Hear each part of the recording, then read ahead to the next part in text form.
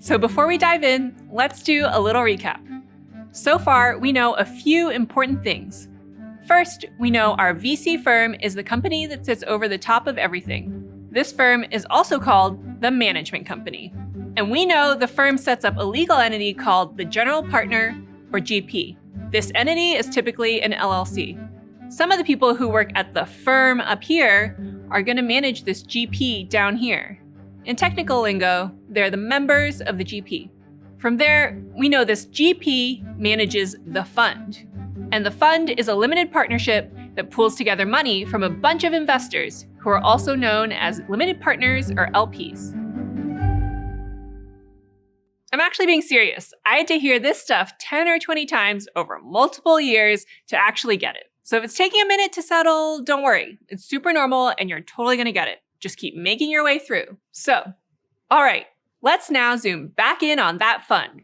If you remember, the fund is a thing called a limited partnership, and all of the investors who give money to the fund are called limited partners. So let's talk a little bit about how a limited partnership is run.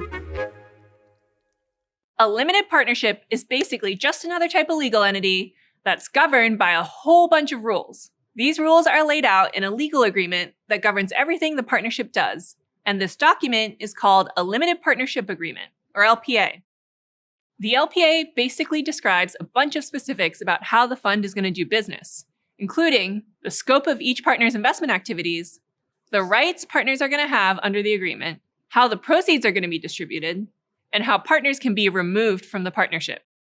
If you boil it all down, the LPA is just a super detailed legal document that contains a bunch of fine print about how the fund is going to be run. Okay, so now that you've got the limited partnership in your brain, let's make our way back up the chain and talk about the last piece of our VC puzzle, the management company. Remember, when people talk about the big famous VC firms sitting over the top of everything, what they're really talking about is the management company. So at this point, we already know the fund and the GP are different from the management company. The management company is the one that's actually launching the fund and forming the GP entity. So the management company is the one that employs all these people that are going to run the strategy of the fund. And some of these people are going to have roles in the GP. They're going to be members of the GP.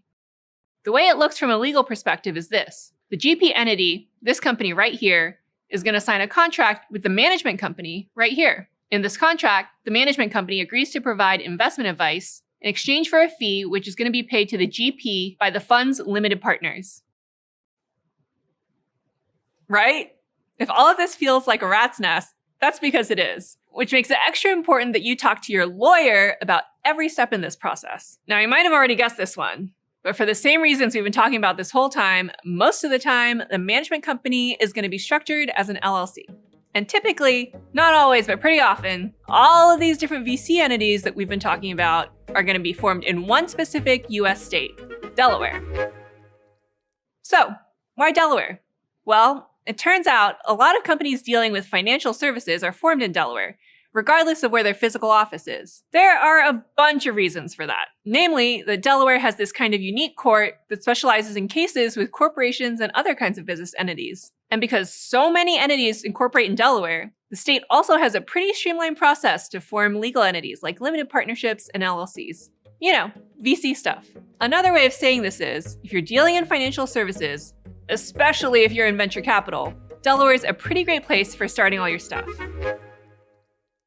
Now, obviously, there's a whole bunch of other ways to set up and structure a fund, but the limited partnership structure that we just ran through is by far the most common one, especially for first-time fund managers. That said, before you go and form any of these legal entities we just talked about, you gotta go talk to your legal counsel to make sure it's the right structure for you. Funds with a large number of foreign investors, or those with a lot of investors that are tax sensitive, could be better off using a different fund structure. At the end of the day, just trust me, talk to your lawyer. It's always worth the time and money to get yourself set up the right way from the very beginning. All right, by this point, you've got a pretty good idea of how venture capital funds are formed, structured, and governed. Now, it's time to switch gears and talk about another important part of managing a VC fund, regulation. So take a breather, grab some water, and when you're ready, hit the button down below and let's keep learning.